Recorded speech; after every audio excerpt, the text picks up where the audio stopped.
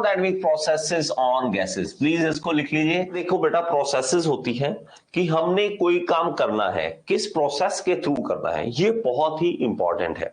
ये बहुत, जैसे मैंने आपको बोला कि आप पानी गर्म करोगे, लेकिन किस तरीके से गर्म करोगे ये बहुत इंपॉर्टेंट है।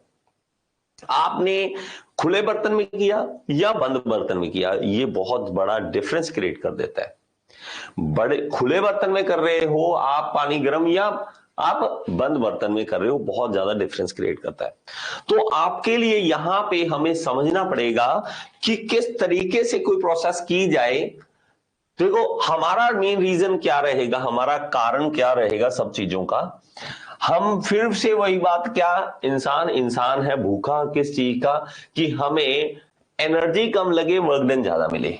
एनर्जी जो है हमारी, एनर्जी जो है वो कम से कम लगे, कम से कम लगे, और वर्क डन ज्यादा से ज्यादा मिले, बस यही इंसान चाहता है।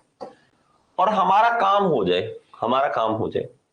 हम अगर इस घर में बैठे हैं, ठीक है, इस घर में बैठे हैं, और एक यहां पे कोई दोस्त है उसके घर में है, तो यहां से अगर मुझे कोई चीज देनी है कि ये इस यहां तक पहुंच जाए, एक तरीका तो है कि आप खुद चले जाएं पैदल, हम खुद चले जाएं, कि हम जाके और ये काम करके आ जाएं, तो उसमें हमारी एनर्जी लगेगी, टाइम लगेगा, वर्क डन होगा। एक है कि यहां से कोई बंदा जा रहा था, उसको हमने आवाज लगाई कि भाई तू जा रहा है, कहना हाँ यार उस तरफ जा रहा हूं भाई, ये मेरा काम कर दियो। एनर्जी किसकी लगी, इसकी, हमारी कम से कम एनर्जी लगी, कम से कम टाइम वेस्ट हुआ और हमारा काम हो गया। यही इंसान चाहता है कि भाई एनर्जी ना लगे, बस एनर्जी ना लगे, कैसे मर्जी करके एनर्जी जो है वो कम से कम लगे। एनर्जी कम लगेगी, उसके लिए हमें कुछ भी करना पड़े, हमें कोई आइडिया लगाने पड़े कि ऐसा कर देंगे तो एनर्जी कम लगेगी, तो उसके लिए हम क्या कर देते हैं, दिमाग लगाते हैं कि हमारे पास प्रोसेसेस अलग अलग हो, ये प्रोसेस करके ये फायदा, ये प्रोसेस करके ये फायदा, इस तरह से करेंगे तो एनर्जी कम, इस तरह से कम करेंगे तो वर्क डन ज्यादा। तो हमें दिमाग लगाना पड़ेगा, तभी तो बेटा ये एनर्जी एफिशिएंट बनते हैं हम। एनर्जी एफिशिएंट पे ना अलग से डिपार्टमेंट होता है, अलग से डिपार्टमेंट, तो हर स्टेट का अलग से एनर्जी एफिशिएंट बनने का डिपार्टमेंट होता है कि एनर्जी कम से कम वेस्ट हो।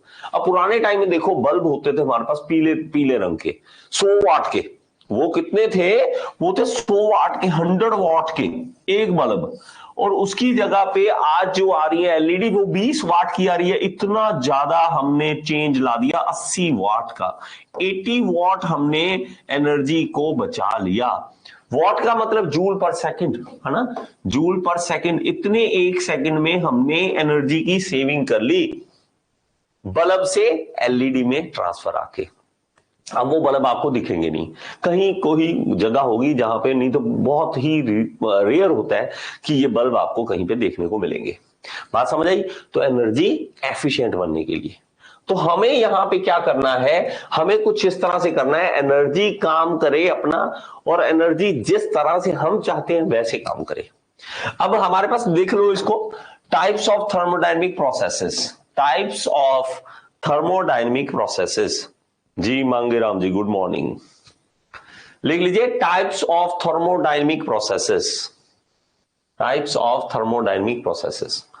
देखो इसको क्या लिखेंगे, इसमें लाइनें क्या लिखेंगे, a thermodynamic process is the change in the state of a gas as a result of flow of energy, as a result of flow of energy.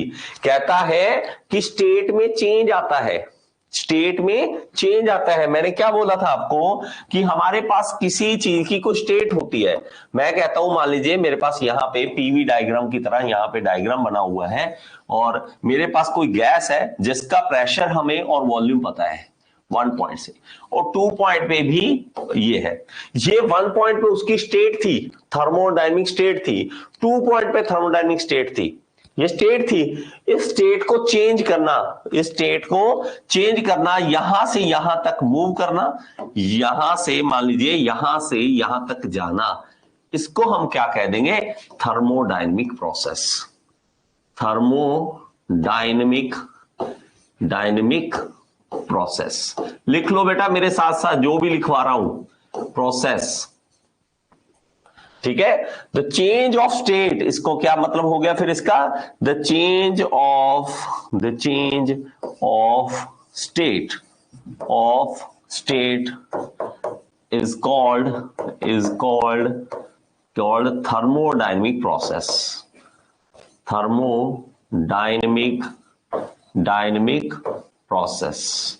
तो स्टेट चेंज हो रही है, बात समझ आ गई। थर्मोडायनेमिक स्टेट क्या हो रही है, चेंज हो रही है, इसको हम क्या कह देंगे, हमारे पास थर्मोडायनेमिक प्रोसेस बोल देंगे।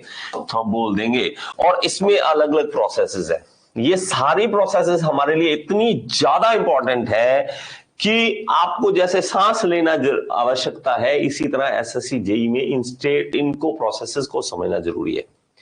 इन प्रोसेसेस को अगर आराम से अच्छे तरीके से अगर आप समझ लोगे तो आपकी बहुत ही फायदे होने वाले हैं। तो लिख लीजिए, ठीक है, टाइप्स ऑफ थर्मोडायनेमिक प्रोसेसेस,